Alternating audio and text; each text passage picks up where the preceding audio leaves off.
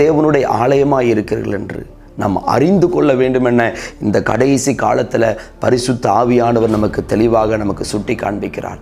இந்த ஆலயத்தை ஒரு மனிதன் ஒரு தேவ பிள்ளை பரிசுத்தமாய் வைத்து கொள்ள வேண்டும், சுத்தமாய் வைத்து கொள்ள வேண்டும். ஏனென்றால் தேவனுடைய ஆவியானவர் தங்குகிற ஒரு ஆலயம் அப்படி என்கிறதான ஒரு உணர்வு நமக்குள்ள எப்பயும் இருக்க வேண்டுங்க.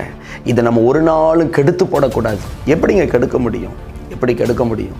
நமக்குள்ள இருக்கிறதான கெட்ட சுபாவங்கள், மாம்சத்தின் கிரியைகள் நமக்குள்ள இருக்கும் பொழுது தேவனுடைய ஆவியானவர் நமக்குள்ள ஒருபோதும் தங்க முடியவே முடியாது.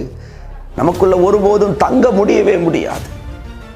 இந்த இருதயமாகிய ஆலயத்தை ஒருவன் அசுத்தத்தினாலும் தேவன் விரும்பாத காரியத்தினாலும் அதை கெடுக்கும் பொழுது தேவன் அவனை கெடுப்பார் என்று வேதம் சொல்லுகிறது. இந்த கடைசி நாட்கள்ல கூட நம்ம வந்திருக்கிறோம்.